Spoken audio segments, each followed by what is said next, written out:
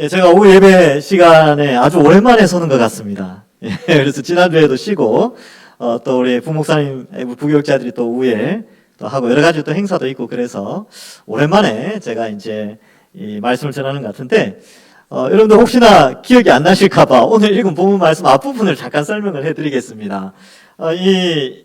그 바벨론에 이제 이스라엘 사람들이 포로로 잡혀가죠. 근데 하나님께서 그 백성들을 보호하시기 위하여 왕궁에 이제 정치적 입지를 가진 한 사람을 심어두지요. 바로 다니엘입니다. 또한 지방의 총리들로는 지방관들 가운데서는 사드락과 메삭과 아벳느고를 이제 파견해서 이제 그 유대인들을 좀 보호하는 일에 하나님께서 이제 배치를 하신 것이죠.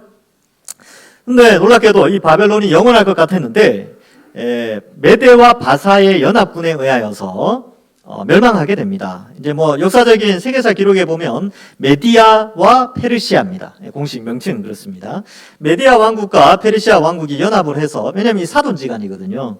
연합을 해서 이제 바벨론을 침공해서 멸망시키는데, 당시에 고레스가 사실은 이 바벨론 성을 점령하지만 이 고레스의 장인이었던 다리오가 이 바벨론 성에 입성하여서 이 지역을 통치하게 됩니다.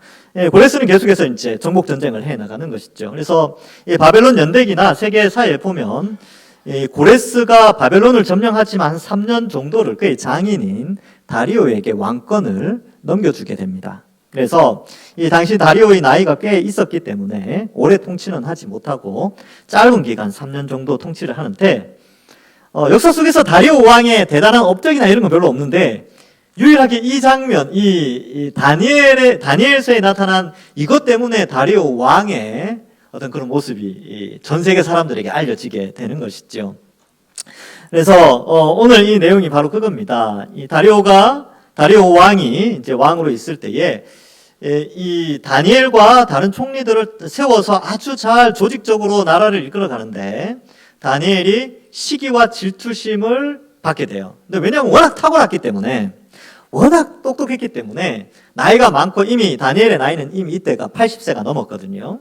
근데 다른 젊은 총리들에 의해서 시기와 질투를 받게 되고, 결국 그들의 간사한 계략에 의하여서 이 다니엘이 이제 사자굴에 들어가게 되는 그런 상황이 되었습니다. 알다시피 이제 다리오 왕의 이름으로는 기도하거나 뭐 이렇게 경배하면 안 된다고 했는데, 다니엘은 하나님과의 신앙 또 그 관계를 지키기 위해서 늘 하던 대로 창문을 열고 예루살렘을 향하여 기도하게 됐죠. 그래서 그 대적자들이 다니엘을 고소하게 되고, 다리오 왕은 다니엘의 그 탁월함을 알고 그를 보호하려고 했지만 결국은 자기가 세운 법에 의하여서 그 법을 지켜야 되니까 이 다니엘을 사자굴에 넣게 됩니다. 자, 이러한 상황들을 우리가 좀 살펴보았는데 기억이 나십니까? 그리고 또 옛날부터 많이 들어왔던 이야기라서 잘 알지요.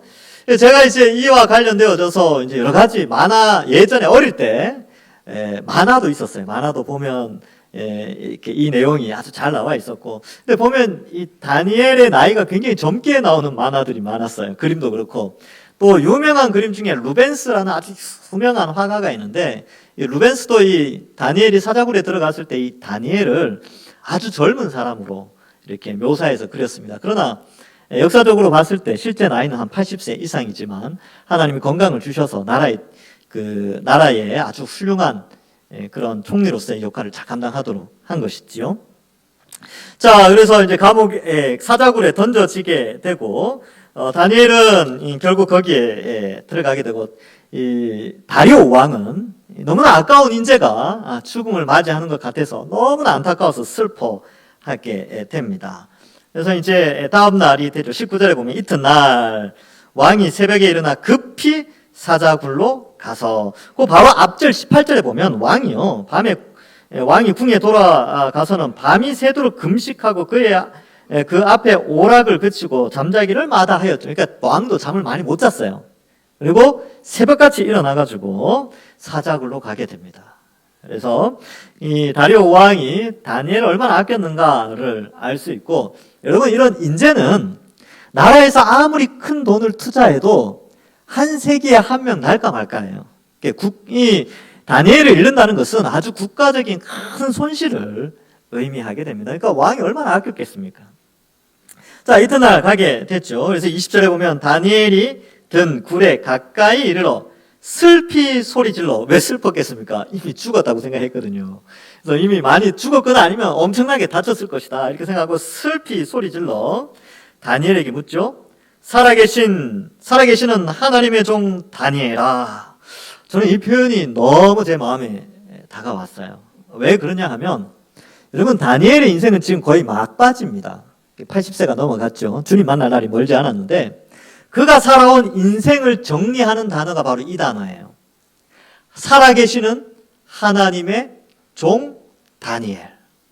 저도 이런 말을 들었으면 좋겠습니다. 제가 나중에 이제 생이 끝나고 이렇게 비석이 세워질지 안 세워질지 모르겠지만 누군가 이제 불러준다면 이런 명칭으로 불려졌으면 좋겠어요. 살아계신 하나님의 종 홍순용. 이렇게 불려졌으면 좋겠어요. 왜냐하면 다니엘의 일생 가운데 그의 삶은 살아계신 하나님을 나타내는 삶이었거든요. 그 살아계신 하나님의 계시를 전달하는 계시의 전달자였고 하나님 앞에서 부끄러움 없이 살아계신 하나님을 당당하게 드러내었던 그의 인생을 말해주는 그의 아주 간략하지만 임팩트 있는 프로필이라는 것을 보여주고 있습니다. 여러분들도 마찬가지입니다. 여러분들 여기 앉아 계시지만 모두가 여러분들을 평가할 때에 살아계신 하나님의 종 누구 장로, 집사, 권사 이렇게 이름이 불려지는 것이죠. 그래서 이 다리오 왕도 다니엘을 지칭을 할 때 살아계신 하나님의 종이다 이렇게 표현하고 있죠. 사실 다니엘의 직책은 지금 메대와 바사의 총리죠. 그래서 이 메대 바사의 총리 혹은 정치적 제2인자 다니엘아 이렇게 표현하지 않고 이 다니엘의 정치적 신분을 표현하는 것이 아니라 그의 신앙을 가지고 다니엘을 표현하고 있습니다. 많은 사람들은 이 세상에 가진 것 그러한 것에 호칭이 불려지기를 원해요. 그래서 제가 실제로 있었던 경우 하나 알려드리겠습니다. 재밌는 건데 제가 아주 예전에 있었던 교회 중에 시의원이 한 분 계셨어요. 시의원. 그래서 이제 그때 제가 좀 젊었을 텐데, 이거 인사하면서, 집사님, 안녕하십니까? 이렇게 인사하면, 전도사님, 집사님이라고 하지 말고, 의원님이라고 불러주십시오. 그러시더라고요. 그래서 제가, 예, 알겠습니다. 그러고, 그 다음에 의원님이라고 했는데, 근데 속으로 좀 속이 상했어요. 의원 그거 대단하다고. 집사가 중요하죠. 하나님 나라의 직분자로서의 집사의 그 집사가 얼마나 귀중한 직분인데 그거보다 의원을 더 그렇게 생각하는 거죠. 이게 다리오만도 못해요. 다리오 왕은 어땠습니까? 예. 하나님의 종, 살아계신 하나님의 종 다니엘 이런 표현을 쓰죠. 여러분들도 마찬가지입니다. 어디 가서 여러분들이 우리가 이렇게 놓은 어떤 직분의 이름으로 불려지는 것이 아니라 교회 안의 직분, 그 귀중함을 알아야 되죠. 그래서 제가 이제 신대원에서 들었던 예화 중에 하나 이런 것도 있었습니다. 이제 신대원에서 이제 목사님들이 와서 설교를 하고 마지막에 축도를 하거든요. 근데 사회하던 신대원 학생이 그렇게 말을 했어요. 누구 박사님 나오셔서 축도하겠습니다. 그러니까 누가 손들었어요. 박사는 축도 못합니다. 목사가 축도할 수 있습니다. 그래서 죄송합니다. 예, 누구 목사님 나오셔서 축도하시겠습니다. 그랬다는 이야기를 제가 신대원 예배 때 들었어요. 예, 저는 실제로 그 장소에 있지는 않았지만 그만큼 이 하나님 이 신앙에 관련된 직분 이런 호칭이 이 세상에서 불려지는 호칭보다 훨씬 귀하다는 사실을 우리는 인식해야 합니다. 여러분들 이제 직분을 가지고 계시죠. 집사님으로, 또 교사로, 또 봉사자로, 또 권사님으로, 또 우리 장로님으로 불려지는데 이것이 세상에서 회장님, 사장님 소리 듣는 것보다 여러분들이 교회 안에서 집사님으로 불려지는 것이 훨씬 귀합니다. 그래서 어떤 교회에서는 저도 들은 이야기인데 대통령 출신으로 계셨던 우리 그때 누가 계셨는데 거기 주차 관리하셨대요. 예. 장관이 나와서 주차 관리하고 식당에서 이거 청소하고 장관 출신들이. 근데 교회 안에서는 장관님 이렇게 부르지 않아요. 집사님, 장로님, 권사님 이렇게 부른다는 거죠. 교회 안에서는 신앙의 원리가 움직여지고, 우리가 바깥에 나가서조차 나중에 우리의 생이 마감될 때 우리에게 붙여지는 프로필 호칭이 세상적 성공의 명칭으로 불려지는 것이 아니라 하나님 앞에 신실한 자로 살아계신 하나님의 종 누구누구다, 이렇게 불려지면 얼마나 멋있습니까? 그래서 이 다리오가 다니엘을 그렇게 부르게 되는 것이지요. 그래서 20절에 보면 네가 항상 섬기는 내 하나님이 사자들에게서 능히 너를 구원하셨느냐 하니라. 그래서 이 표현은 하나님이 살아계시냐, 하나님이 정말 네가 믿는 그 하나님이 정말로 살아계시냐, 그리고 너를 구원할 능력이 있으셨느냐 라고 슬피 울며 소리 지른 것이지요. 그러자 바로 다니엘이 말하죠. 다니엘이 왕에게 아뢰되 왕이여 원하건대 왕은 만수무강하옵소서. 이게 이제 티키타카라고 하죠. 주고받고 하는 거. 이 다리오 왕은 다니엘아 네가 살아있느냐 이렇게 묻고, 다니엘은 왕이여 건강하십시오 이렇게 이야기하는 거예요. 서로 막 안부를 묻고 하는 것이죠. 그래서 왕과 신하 가운데 이 군신의 관계가 아주 이렇게 돈독했다는 것을 알 수 있습니다. 그래서 여기에서 또 우리가 또 생각해 볼 수 있는 것은, 여러분 우리가 이 다니엘이 다리오 왕에게 이렇게 불려질 수 있었던 것은 그의 삶이 그 호칭을 증명하고 있었다는 것이지요. 우리도 마찬가지죠.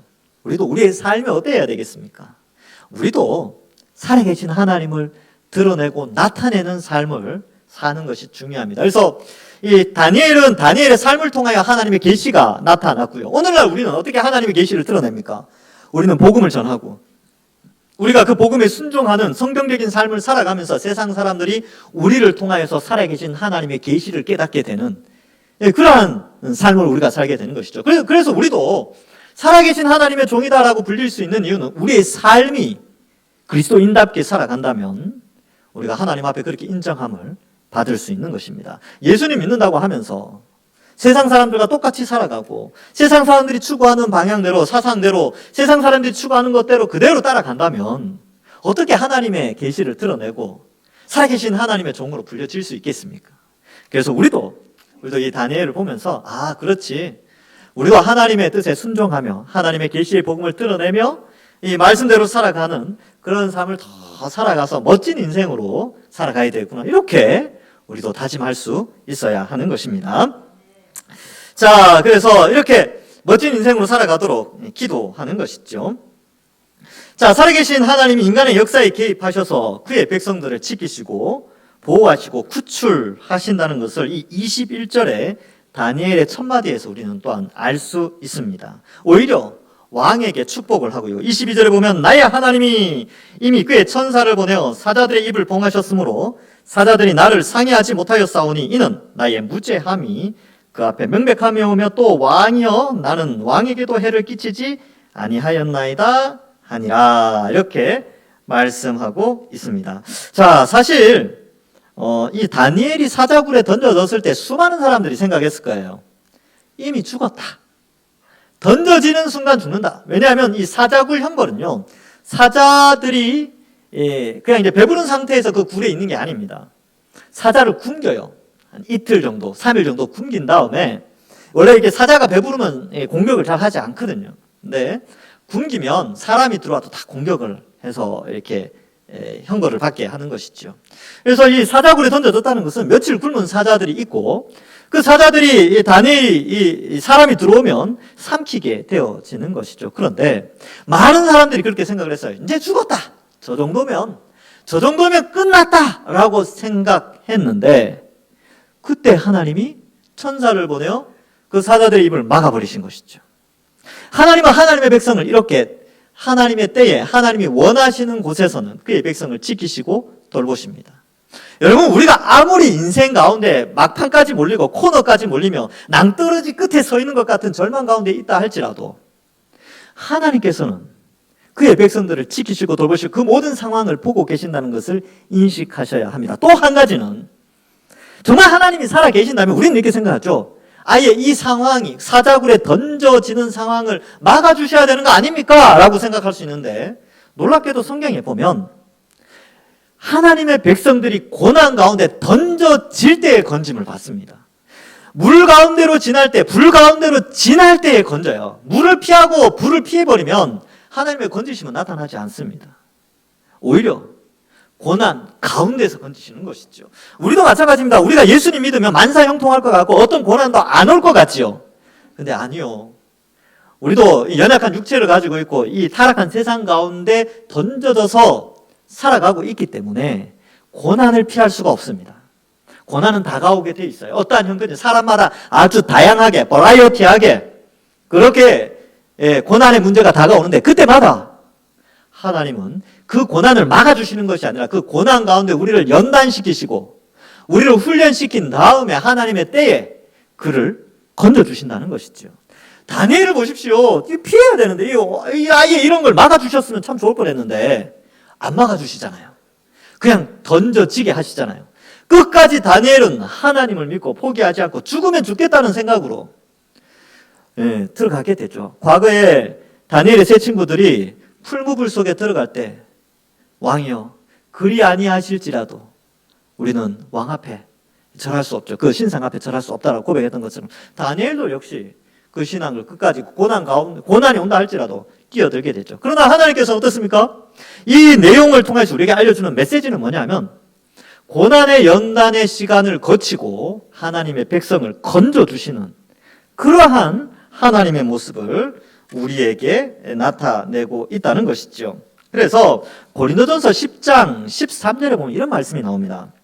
같이 한번 읽어볼까요? 시작. 사람이 감당할 시험 밖에는 너희가 당한 것이 없나니 오직 하나님은 미쁘사 너희가 감당하지 못할 시험 당함을 허락하지 아니하시고 시험 당할 즈음에 또한 피할 길을 내사 너희로 능히 감당하게 하시느니라. 아멘. 요 고린도전서 10장에서는 두 가지 방식이 있죠. 고난이 오게 한다는 거예요. 고난이 오는데 또한 하나님은 피할 길도 고난과 함께 준비하신다라는 의미입니다. 그래서 고난을 통하여 우리를 연단시키고 또 감당할 수 있는 능력도 우리에게 주시며 그것이 바로 하나님의 지키심과 인도하심이다라는 것을 말씀해 주고 있는 것입니다. 그래서 이 사자굴에서 다니엘을 건져 주시는 것이지요. 자, 그리고 22절에 보면 이 하나님께서 사자들의 입을 막으신 것, 이것이 무엇을 증명하느냐? 두 가지를 증명하고 있다는 것을 다니엘이 변호를 하고 있습니다. 22절 뒷부분에 보면 이는 이라고 하면서 나의 무죄함이 그 앞에 명백하오며 이렇게 되어 있죠. 그래서 이 무죄함이 누구에 대한 무죄함이냐 하면 하나님께 대한 무죄함이에요. 하나님 앞에 난 죄를 짓지 않았습니다.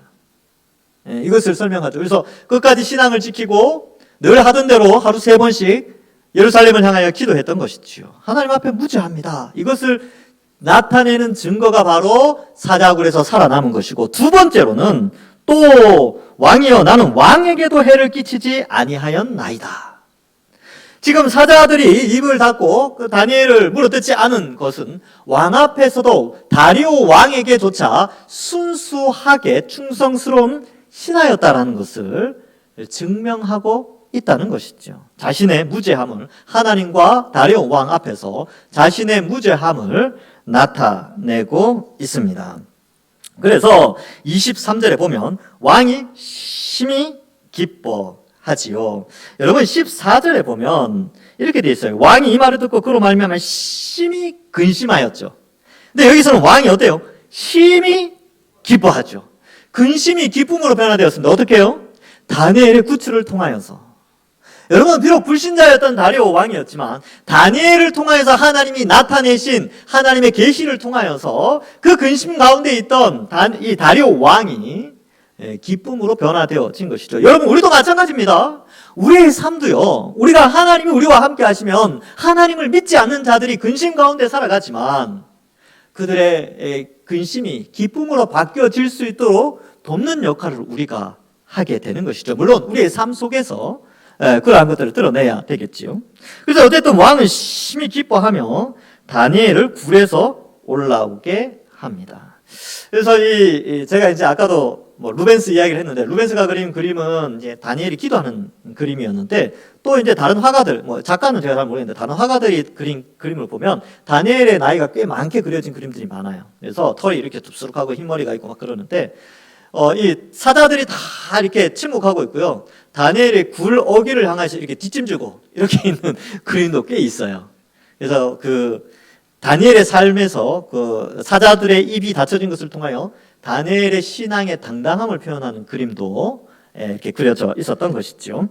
어쨌든 다니엘을 굴에서 올리게 됩니다. 그의 몸이 조금도 상하지 아니하였으니. 그래서 이렇게 굴에 던져 넣을 때도 하나님께서 다치지 않게 하셨나 봐요. 원래 이렇게 80세 이상 된 노인들은 조그만 충격을 가해도 잘 다치거든요.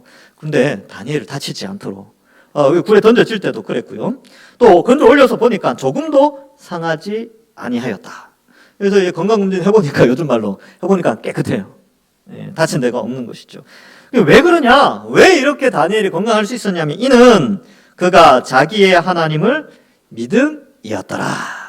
요 23절이 6장 사건의 핵심 구절입니다. 다니엘이 이렇게 기적 가운데 살아날 수 있었던 것은 그의 믿음 때문이죠. 근데 이 주제는 사실 성경 66권 전체의 주제입니다. 이 장면을 통해서 우리가 알 수 있는 것은, 여러분, 믿음이 있는 사람은 어떤 심판 앞에, 특별히 하나님의 심판 앞에서도 그는 구출을 받게 되는 것이죠. 여러분, 영원한 심판이 우리 앞에 있습니다. 인류를 심판하시는 하나님이 있죠. 그 가운데 구원받는 자는 누구냐 하면 믿음이 있는 자, 하나님을 믿는 자.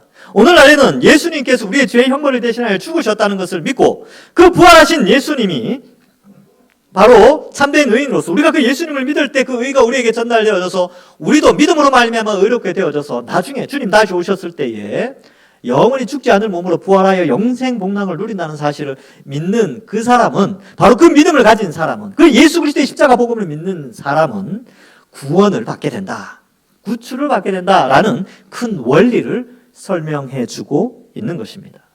여러분, 돈 1억이 중요하겠습니까? 생명 건진받는 게 중요하겠습니까? 당연히 생명이 중요하지요. 자녀들을 돈 1억과 바꾸시겠습니까? 안 바꾸죠. 내 목숨과 바꿀 수는 있어도 돈과는 바꾸지 않습니다. 그만큼 사람의 생명이라는 것이 귀하고, 예수님도 오셔서 한 생명이 천하보다 귀하다라고 말씀하셨어요.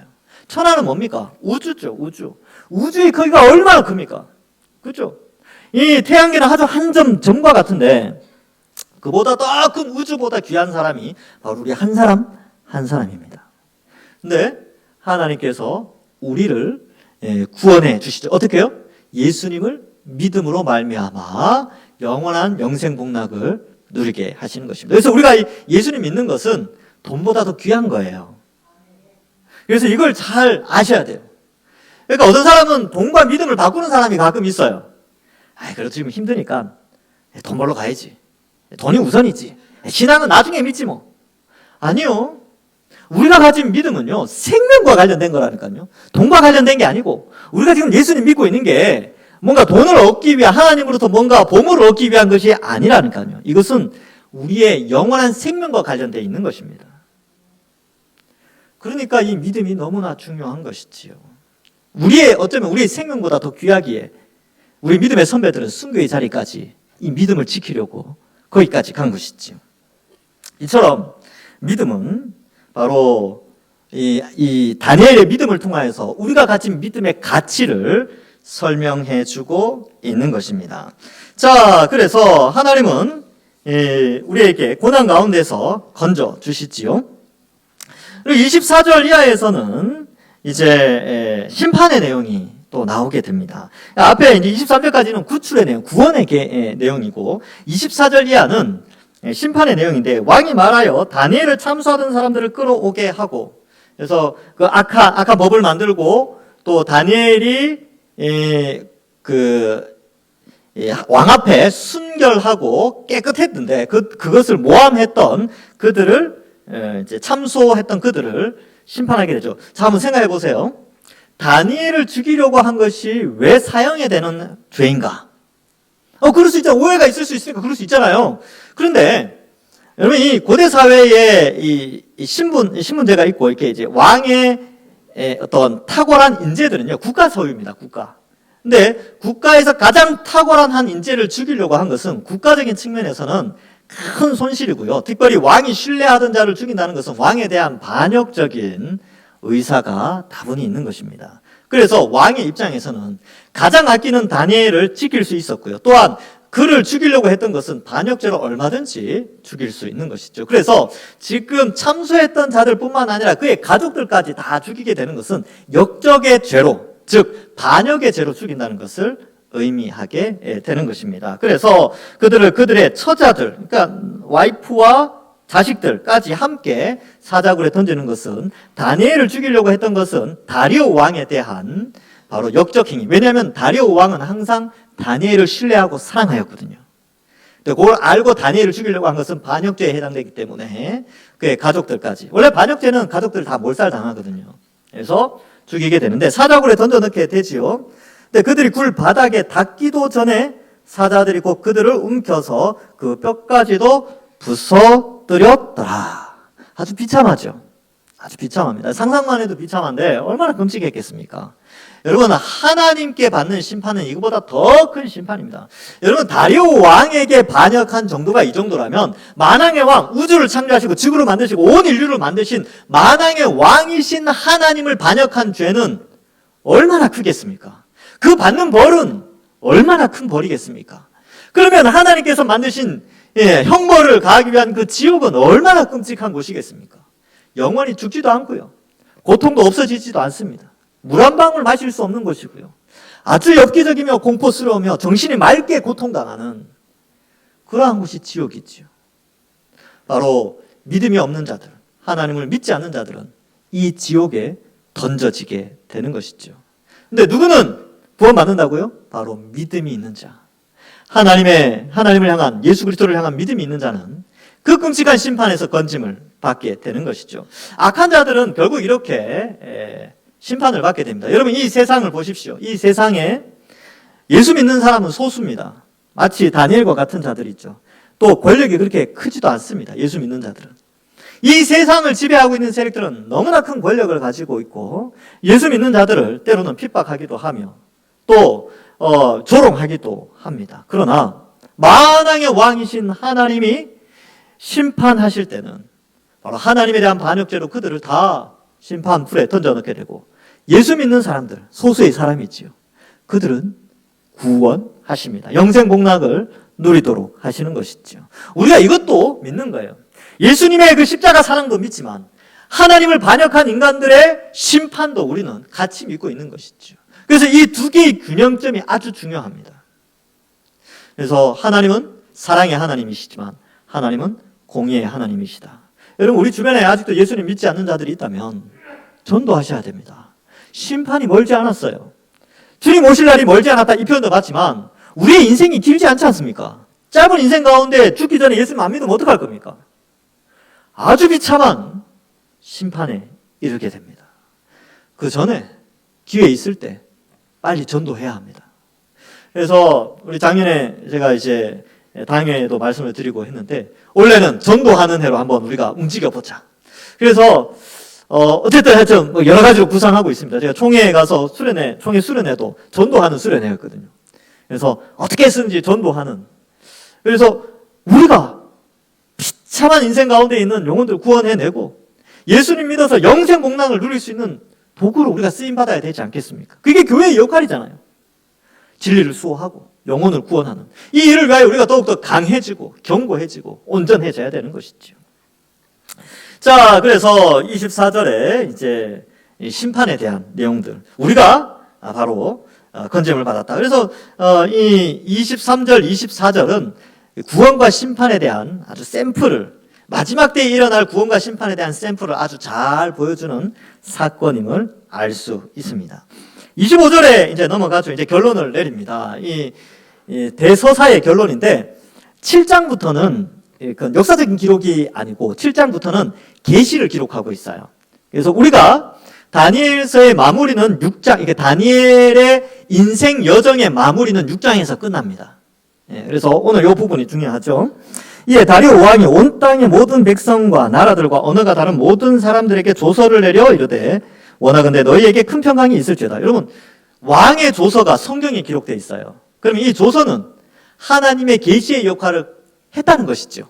그래서 하나님께서 다리오 왕을 통하여, 결국은 이렇죠. 하나님이 다니엘을 통하여 다리오 왕에게 조서를 내리게 하고, 그 조서는 바로 하나님의 계시의 내용으로 성경에 옮겨졌다라는 것을 알 수 있습니다. 그래서 다리오 시대 때는 조서였지만 우리 시대에는 그 조서가 계시의 말씀으로 다가오게 되는데 한번 볼까요? 26절에 보면 내가 이제 조서를 내리노라. 내 나라 관할 아래에 있는 사람들은 다 다니엘의 하나님 앞에서 떨며 두려워할지니 그는 살아계시는 하나님이시요. 여기 살아계시는 하나님 또 나오죠. 하나님 살아계십니다. 그리고 지금도 그 다니엘을 구출하셨던 하나님은 21세기 우리와도 함께하고 계십니다.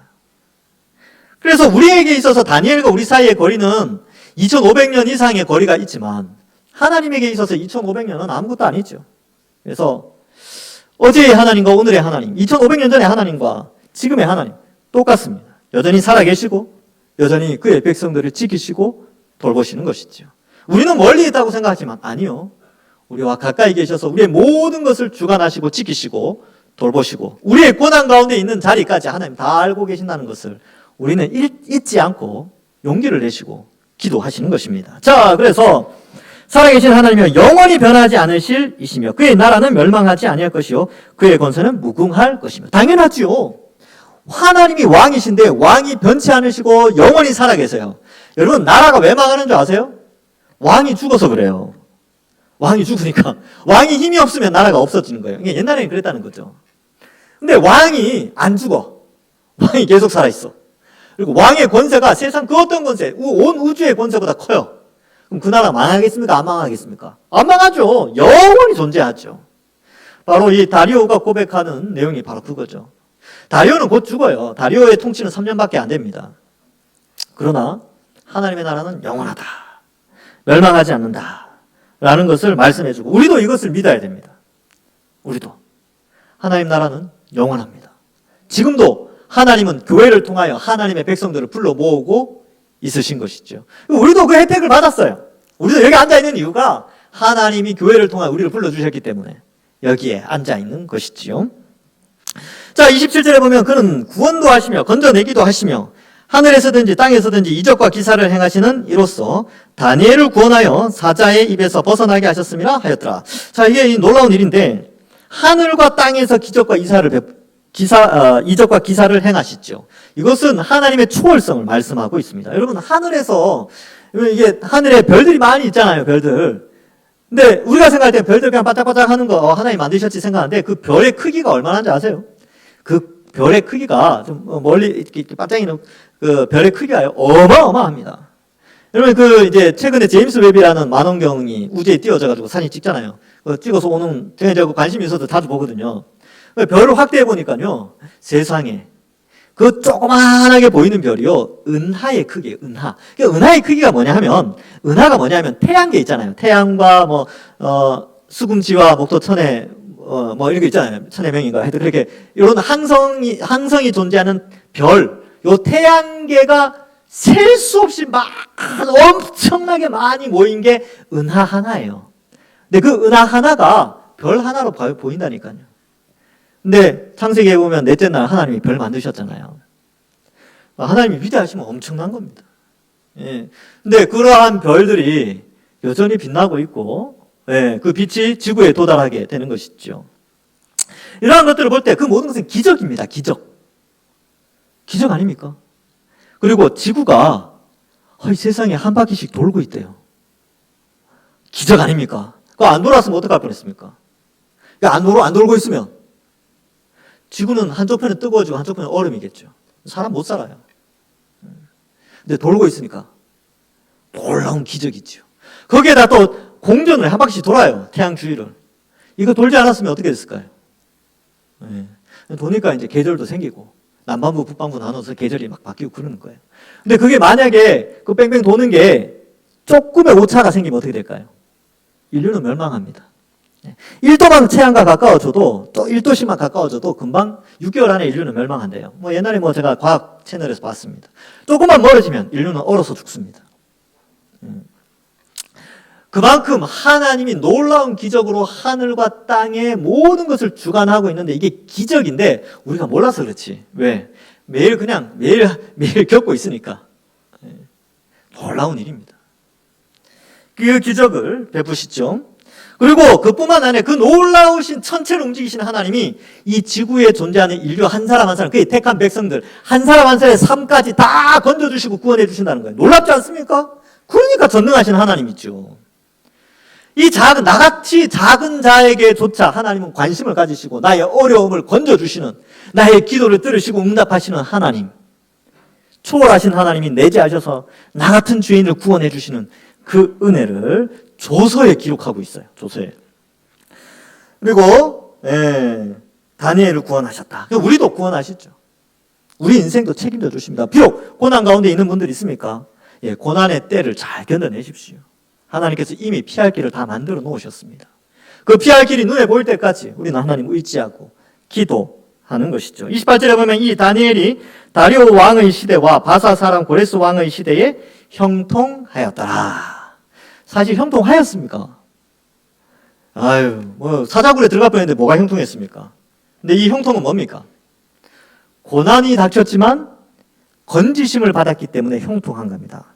그래서 예수 믿으면 만사 형통한다, 이 말이 맞는 이유가 예수 믿어서 고난 가운데 있지만 하나님이 그 고난 가운데서 가장 좋은 길로 인도하시기 때문에 형통한다는 거예요. 고난이 아예 오지 않는다는 의미에서 형통이 아니고 고난은 오는데 그 고난을 겪으면서 연단되어지면서 가장 좋은 길로 인도하시기 때문에 형통이라는 단어를 쓰고 있는 것입니다. 그리고 다리오 왕의 시대와 바사 사람의 고레스 왕의 시대에 형통하였죠. 그래서 여러분 다니엘이 섬긴 왕들을 제가 세어보니까 총 7명의 왕을 섬겼습니다. 그래서 바벨론 시대에 이 5명의 왕을 섬겼고요.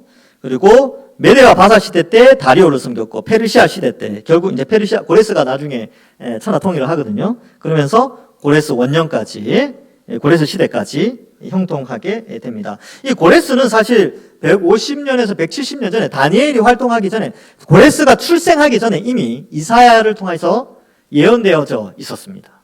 그래서 이사야 44장 28절에 보면 이사야의 글이에요. 그러니까 고레스가 출생하기 한 백수십 년 전에 이사야가 이미 하나님께서 이사야를 통해 요걸 써놨어요.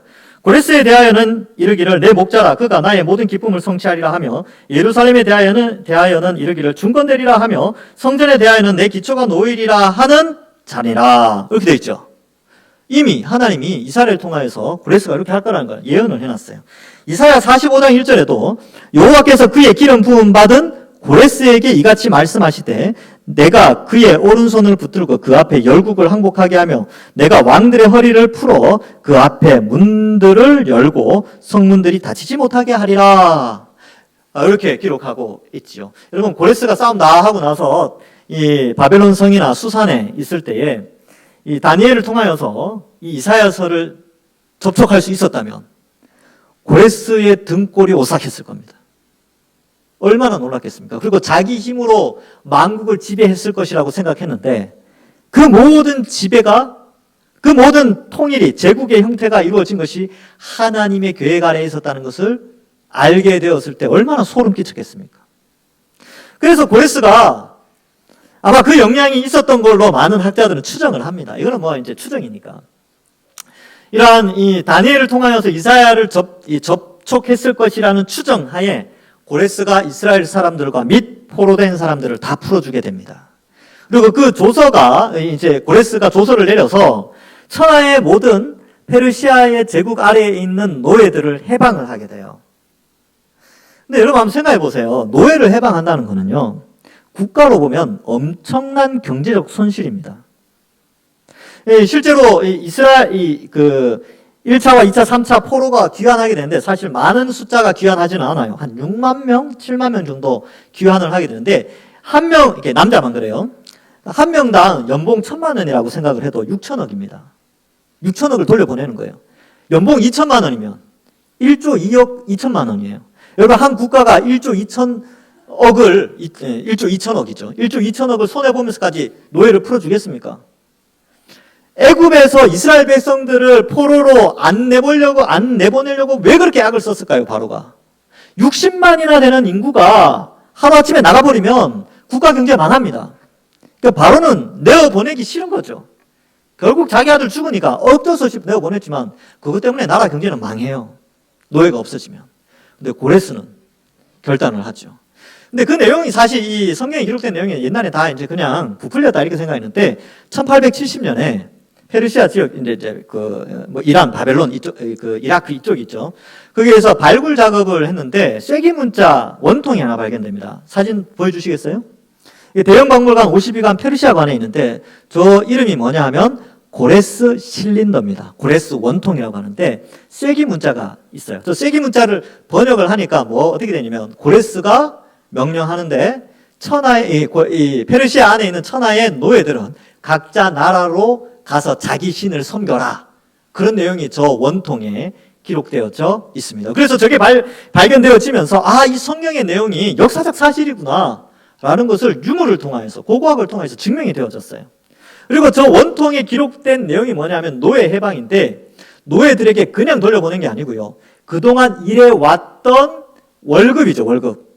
연봉 이걸 다 쳐서 돌려보냅니다. 다 보상을 해서 돌려보내요. 그래서 실제로 이 에스라나 느헤미야서에 보면 바벨론에서 귀환을 할 때 많은 재물을 가지고 와요. 왜 재물이 주어졌냐면 고레스 왕이 그동안 페르시아의 발전을 위하여서 노고를 치하하면서 그들의 임금을 지불한 것입니다. 저 원통에 이렇게 기록되어 있어요. 예, 바꿔주시고요. 예. 그러니까 이처럼 하나님께서 고레스를 활용하시기 위해서 이미 이사야 시대 때 예언을 하여 인류의 역사를 이끌어 가십니다. 여러분, 우리 눈에 보이는 이 세계사가 그냥 단순히 흘러가는 것처럼 보이지만 모든 것이 하나님의 계획 안에 이루어져 가고 있습니다. 우리가 그 가운데서 하나님 그 계획 안에 우리가 예수님 믿게 됐어요. 그러면 이제 하나님의 약속 하나 남아있죠. 주님 다시 오시는 것. 언제 오실지 모르지만 우리가 그거 믿고 이 신앙생활 하는 거 아닙니까? 말씀을 맺습니다. 여러분, 오늘 제목이 정말 이 아름다운 신앙, 멋진 마무리지 않습니까? 다니엘은 멋지게 인생을 마무리하였습니다. 어떻게 해요? 믿음으로. 우리도 마찬가지죠. 하나님 우리 인생 책임져 주신다. 이 믿음 가지고 우리의 인생도 끝까지 신앙 붙잡고 어떤 어려움과 고난이 온다 할지라도 이 믿음 하나 붙잡고 살아가고 역사의 주관자는 하나님이라는 사실을 믿고 우리가 살아가는 것이죠. 또한 예수님 믿는 자는 구원을 받고 믿지 않는 자는 심판을 받는다는 이 사실을 알고 아직도 믿지 못하는 자들 구원하는 일을 우리가 힘쓰고 또 우리의 미래 역시 인류의 미래 역시 하나님께서 완성해 가신다는 사실을 알고 우리의 가진 신앙 하찮게 여기는 것이 아니라 부끄러워하는 것이 아니라 오히려 담대하고 자랑스럽게 여기면서 이번 한 주간 이 세속 사회 속에 살지만 믿음을 가진 자들로 다니엘이 당당하게 살아갔던 것처럼 우리도 한 주간 당당하게 살아가시는 모든 주의 백성들 되기를 주님의 이름으로 간절히 축원합니다. 기도하겠습니다. 하나님 감사합니다. 우리를 택하시고 구원하여 주셔서 하나님 은혜 안에 살게 하시고 오늘 말씀처럼 하나님은 살아계시며 또한 믿는 자를 구원하시고 믿지 않는 자를 심판하시기에 복음 전하는 저희들 되게 하시고 우리 인간의 역사 속에 하나님 깊숙이 역사하셔서 주님 다시 오실 날까지 우리를 인도하신다는 사실을 믿고 우리 동산교회가 하나님 앞에 귀하게 쓰임받고 칭찬받는 교회 되게 하여 주옵소서. 아름다운 신앙을 잘 유지하고 멋진 인생의 마무리를 살아가는 저희들 되게 하여 주실 줄 믿사오며 예수님의 이름으로 기도하옵나이다. 아멘.